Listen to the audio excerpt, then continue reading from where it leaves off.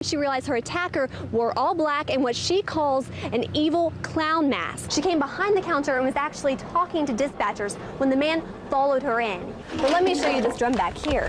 We found that this drum doesn't have any oil at all. It is full of soot, something the owner probably wore when he was disposing of the oil products. And right now we don't see a whole lot of snow. You can see a little bit, there's a little bit on the ground here. And for our viewers, I wanted to let you all know he was gonna be holding his little baby, but he had a dirty diaper, so they had to go change that. Pharmacists at Clinchfields in Irwin say there isn't great demand for methadone. This is the only prescription they filled since 2003. That covers Sullivan, Washington, Carter, Johnson, and Unicoi counties. And in that area alone, TDOT has 7,000 tons of salt ready to go. Last year, there were kids fishing off this dock. The water actually topped the trees. He thinks there will be at least one more arrest within the next few days. It only takes me 3 quick steps, going from the foot of the slide to being in the road. This wall is gonna have to go. It's gonna be expanded out to here. But this project is gonna require a little bit more work.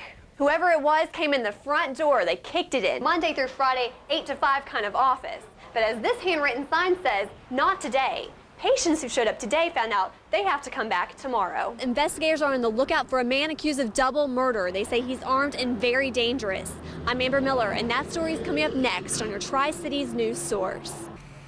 It was too far gone. We couldn't do nothing about it. A house of God reduced to rubble. I just jumped right out and cranked the truck up, cranked the motor. Volunteer firefighter Rob Bailey said these flames were the most difficult he's ever had to battle.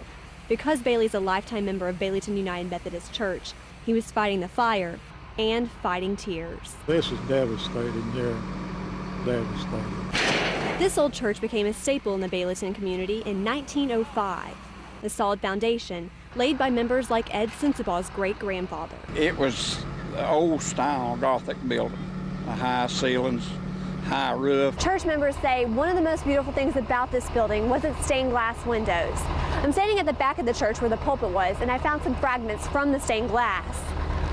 Some blue, some yellow. Church members say the picture right here was Jesus knocking on the door. You wonder why things like this happen, but you can't question God about something like this. Bailey burned his hands trying to knock down this fire. He desperately wanted to save things like the church bell. Sensabaugh helped him look for salvageable mementos. Downtrodden, but this congregation refused to be defeated. We will build back, and it won't be the same, but we will build back. They said the fire was like God's promised rainbows. No matter what's destroyed, there's hope. Amber Miller, News Channel 11. There's one, there's one, there's one. So there's 3. A few bullet holes don't tell the whole story. Hours of standoff, gunfire exchange, 2 men down. The first, Lieutenant Scott Snap, who was trying to serve a search warrant. I made the comment, I guess just briefly, right before I hung up to be careful. Sheriff Fred Newman in the Washington County Sheriff's Office believed this camper was being used to make methamphetamine. The sheriff worried that serving a search warrant would be dangerous. He warned Lieutenant Snap to use caution minutes before the suspect shot him in the leg with a shotgun. The deputies got out, but knew they'd have to go back in. Now, after officers made that first entry, the door stayed open, so the sheriff's office knew the suspect was not in the front of the trailer. They made the decision to fire tear gas into the backside through that window. Once the gas was deployed, he fired a couple rounds that we could hear, so we didn't know if he had committed suicide, didn't know if he was still alive when we made entry. Deputy Jason Shepard was the shield man, the first one back through the door the second time. He and 2 other officers worked their way to the back. The suspect wasn't dead. He was pointing a pistol at the deputy. He's done shot one, he ain't gonna hesitate to shoot another one. In a decade of law enforcement, this was Shepard's first experience with the gun in his face. The suspect fired. They usually get the first opportunity to do what they want to do, and we have to react to that. The deputies did the same. A bullet grazed the suspect in the chest. The second man down surrendered and was taken into custody. In Washington County, Virginia, Amber Miller, News Channel 11. How we doing? Good to see you. Thing going okay? See, I told you to be careful. Sheriff Fred Newman was glad to shake hands with Lieutenant Scott Snap in his hospital bed today.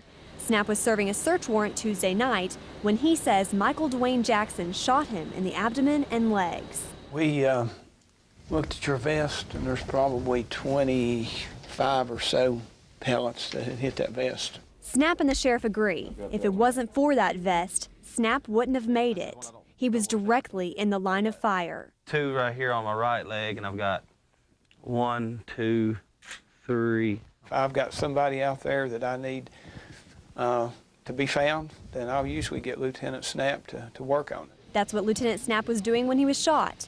He had just found Jackson, who was wanted for writing a bad check. It was silent. In essence, he just laid there and wait. Snap says he called for Jackson to come out of his camper. When he didn't, Snap pried the door open. After the door was breached and popped open was when he opened fire on me. Snap didn't see Jackson until he realized he had been shot. He ran to cover. With his adrenaline pumping, he never noticed the pain. Didn't even realize he had been hit in more than one place. And in spite of the pellets under his skin, Snap says he has a lot to thank the Lord for this Thanksgiving. You have to look at the good sides to the fact that it wasn't worse. Amber Miller, News Channel 11.